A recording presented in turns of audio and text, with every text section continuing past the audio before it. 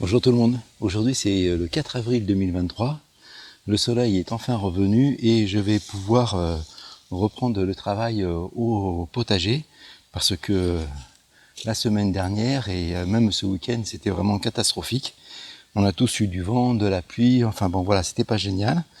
Donc j'ai laissé la caméra un peu à l'intérieur et puis aussi je ne me suis pas occupé du potager. Enfin j'ai fait quelques petits trucs quand même, mais je vais vous montrer ça dans une vidéo où je vais essayer de me rattraper un petit peu parce que j'ai pas publié énormément de choses la semaine dernière.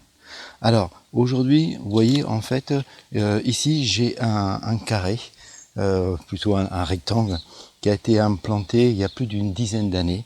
Donc le bois il commence vraiment à souffrir parce que c'était pas un bois autoclave, c'était un bois classique de charpente, alors plus exactement des montants au saturbois et traité avec même pas traité, c'est des montants qui sont pas traités, c'est du bois scandinave. Et franchement, ils ont super bien résisté parce que ça a une dizaine d'années.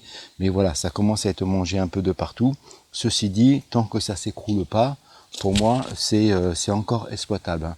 Donc les champignons font leur petite action, voilà, de décomposition du bois, mais c'est pas grave. Un jour ou l'autre, il faudra que je le change. Mais là, pour l'instant, ça marche. En avant-plan, on a ici donc devant de la ciboulette qui est en place depuis des années et des années, qui se ressème un peu toute seule aussi.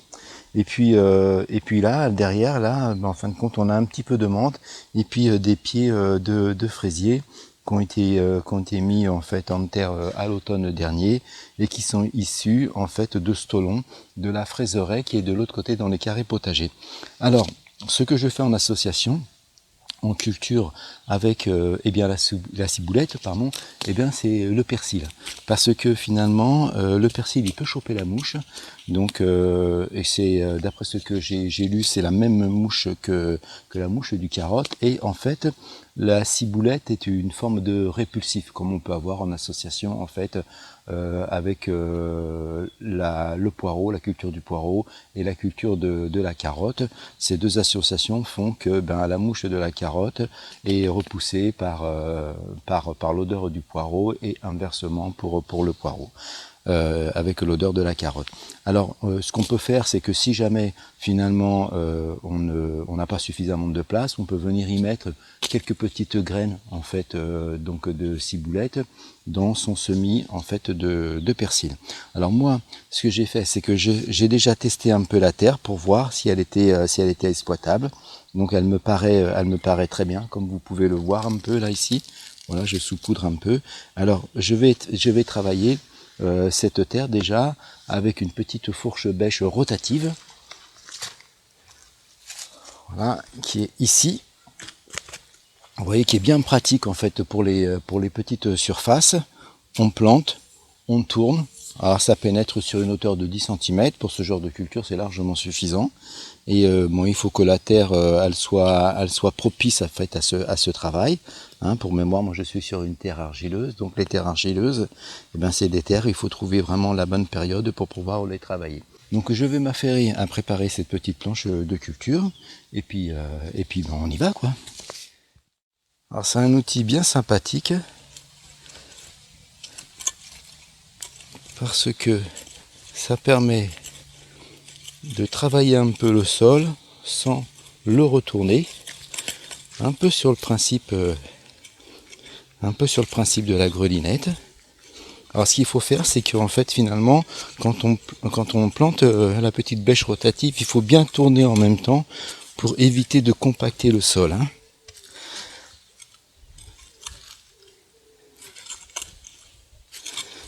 Mais là ça se passe bien.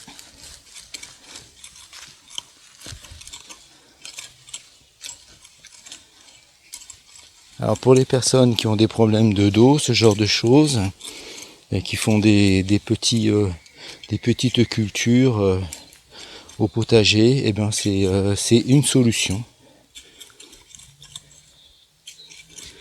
pour travailler son sol.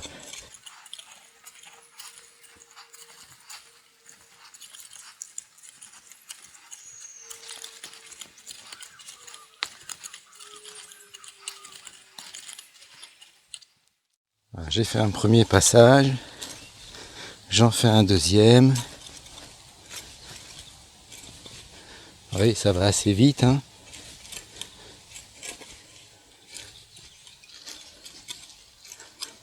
Donc ça, c'est une terre qui avait déjà reçu pas mal de terreau. Donc finalement, qui a bien été amendée et qui me permet de la travailler un petit peu plus facilement. Il y a dans des carrés potagers. De l'autre côté, je ne peux pas faire ça encore, hein. La terre est beaucoup trop argileuse. Surtout ceux qui ne sont pas protégés en fait par les tunnels. Le ver de terre, je l'ai peut-être abîmé. Ah non, ça va, il est encore entier. On va pouvoir continuer sa vie un peu plus loin. Voilà, ça c'est pas mal. Donc là maintenant j'ai un petit support qui est bien oxygéné, bien drainant. Je vais enlever tout ce que je peux enlever, comme ça à la main, vite fait. Les anciennes petites pousses en fait de persil qui sont pas mortes en fait cet hiver et qui repartent un peu, mais je suis obligé de ressemer parce qu'elles vont monter en graines, hein, de toute façon. Une année j'ai cru pouvoir les conserver comme ça, mais finalement je me suis fait avoir. Et elles ont monté en graines, et après quand il a fallu semer, ben, il faisait trop chaud. Alors là je passe, j'hésite pas en fait à mettre la main dedans, hein, si jamais il reste encore quelques petites mottes, histoire de les désagréger. Et moi j'aime beaucoup ce contact de la main avec la terre. Ça me permet vraiment de ressentir la terre et comme elle est à l'instant T en fait où je commence à la travailler. Ben, vous voyez, on a un lit de semis qui est vraiment pas trop mal.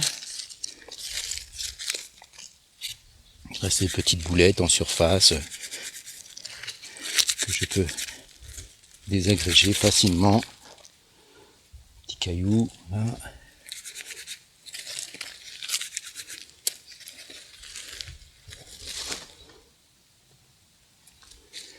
Allez, voilà, là on est bien. Et je vais pouvoir semer. Et là je vais faire en fait un semis à la volée. Alors ce que je pourrais faire, c'est récupérer un petit peu de terre comme ça avec le râteau pour pouvoir en remettre un petit peu après au-dessus en surface.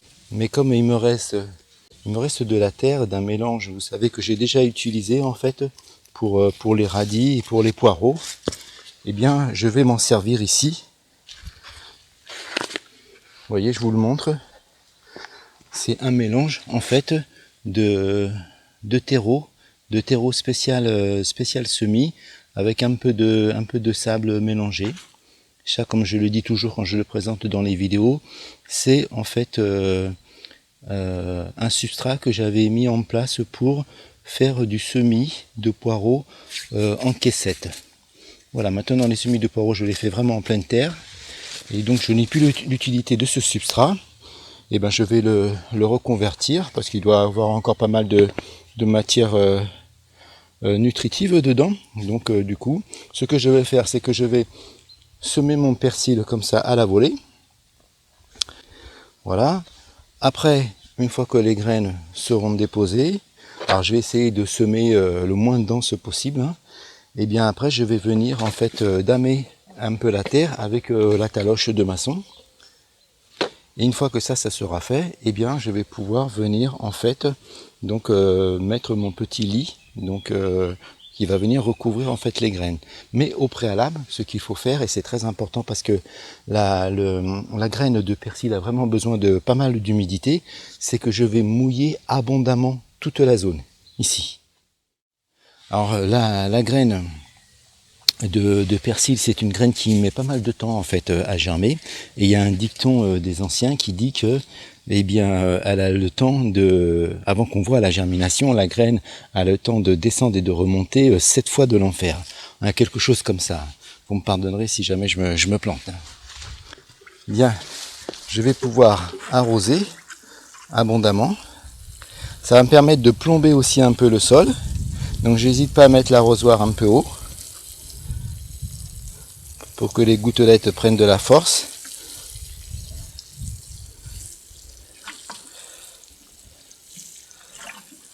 Voilà, c'est pas mal parce que il a déjà plu ces derniers jours, donc c'est pas la peine non plus de trop charger. Maintenant, je prends mon sachet de graines. Allez, je vais semer. Alors je vais semer, je vais y mettre le paquet. Alors c'est beaucoup, mais en fait, il faut que je mette un peu plus bas parce qu'il y a du vent. Je vais pouvoir éclaircir après. Hein.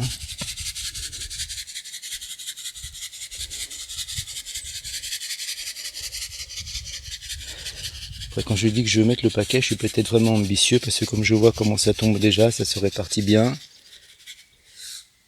Oui, c'est encore pas mal. Hein.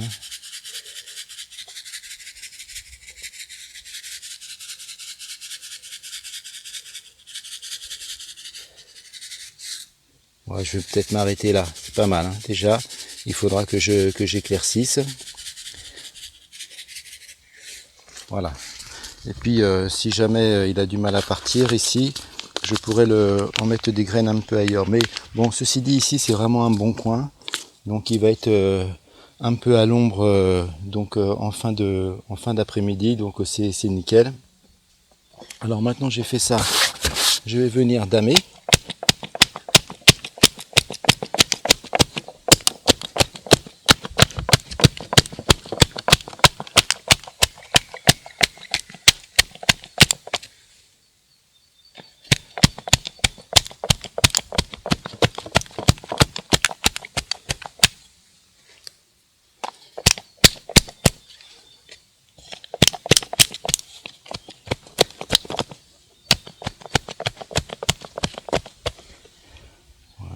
J'ai certainement dû coller quelques petites graines avec, parce que maintenant, comme c'est bien mouillé,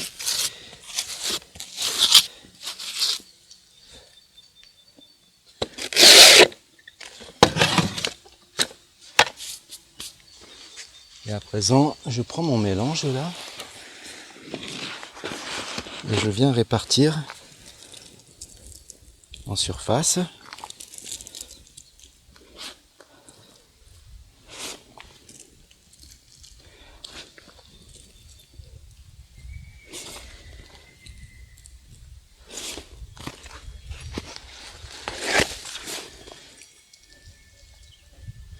Alors vous verrez, si vous faites de la recherche au niveau de la profondeur du semis pour la graine, certains parlent de 1 à 2 cm, d'autres de 0,5 cm. Alors moi je suis parti en fait, vous l'avez compris, hein, sur une graine en fait pas vraiment enfoncée, qui va plutôt tourner aux alentours de 0,5.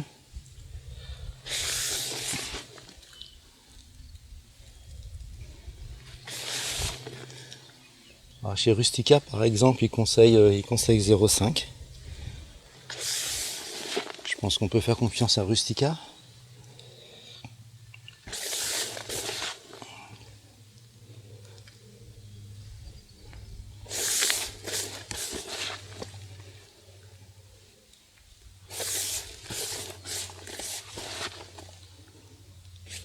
Voilà, j'ai tout mis. Alors, comprenez pourquoi je suis toujours en dégueulasse quand je fais le potager. Parce que je travaille beaucoup avec les mains et je m'essuie sur le pantalon, sur tout ce que je peux en fait. Je me fais pas tout propre, tout joli pour faire des vidéos.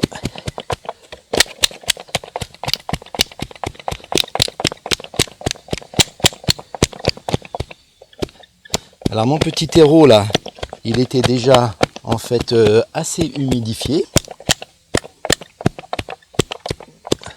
Mais ce que je vais faire quand même, c'est que je vais aller chercher le pulvérisateur et je vais quand même en mettre un petit coup pour bien humidifier. Voilà, je débarrasse ça.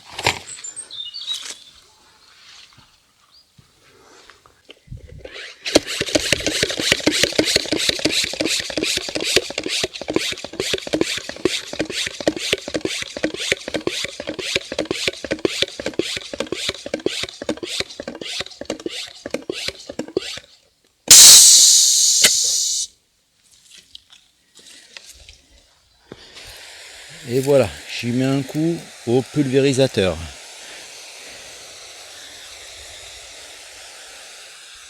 Comme les graines n'ont pas été enfouies profondément, je n'y vais pas avec l'arrosoir parce que ça pourrait venir avec les gouttelettes qui tombent sur le sol, et bien dégrader un petit peu le petit lit que je viens de faire là qui est superbe, et puis perturber les graines en les faisant remonter un peu trop en surface.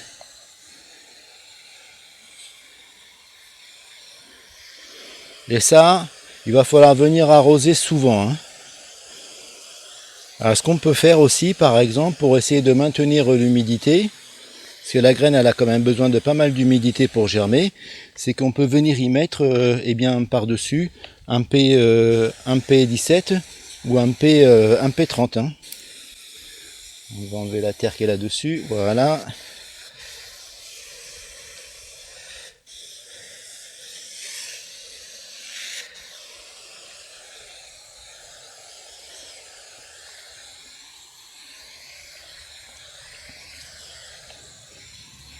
Voilà, donc là ce soir je vais venir voir comment c'est, parce qu'il nous annonce une belle journée de soleil, et puis par contre on a quand même pas mal de vent en ce moment, et le vent, ça contribue à dessécher la terre en surface. Hein.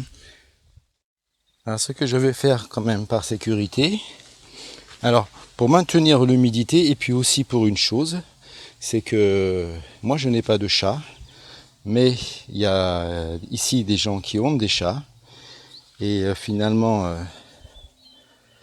les chats, ça envahit tout. Alors j'ai rien vraiment contre les chats, mais des fois ça me fatigue un peu ces chats. Parce que finalement ils adorent venir creuser quand la terre vient d'être travaillée. Pour y faire leur pipi, tout ça.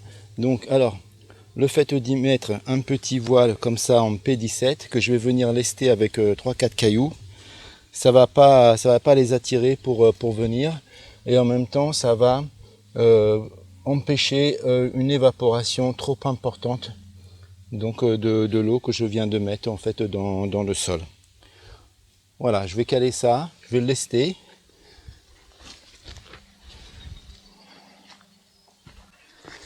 J'ai pris une poignée de cailloux finalement.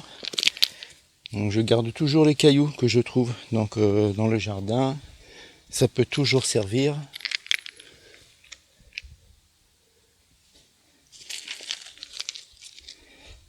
Voilà, allez, comme ça, normalement, ça devrait pas s'envoler. Bon les amis, eh bien cette vidéo se termine. Vous voyez, c'est relativement simple pour faire son semis donc, de persil, à condition que ça fonctionne. On verra ça plus tard en fait avec la germination des graines et l'évolution en fait des plants. Donc bien entendu dans ce sens, je ne manquerai pas de vous faire un retour, et je ferai très certainement un retour donc des différentes cultures déjà en place et des semis. Sur la deuxième quinzaine du mois d'avril pour voir un petit peu comment ça évolue tout ça. Et puis en attendant, vous pouvez toujours consulter la page Facebook donc du potager de pâte, donc des graines de la terre et de l'eau, le potager de pâte. Parce que en fait, ce qui peut être intéressant, c'est que sur ces pages en fait Facebook, je vais petit à petit, de plus en plus en fait maintenant, parce que ça pousse, mettre des photos donc de l'évolution. Comme ça, ça vous permet à vous du coup de suivre en fait un petit peu plus rapidement au lieu d'attendre donc la prochaine vidéo, de voir un peu ce que ça donne finalement. Voilà, donc n'hésitez pas à consulter cette page, et elle est toujours en lien en fait dans le descriptif de la vidéo. Voilà les amis, je vous dis ciao, bye, portez-vous bien et à la prochaine.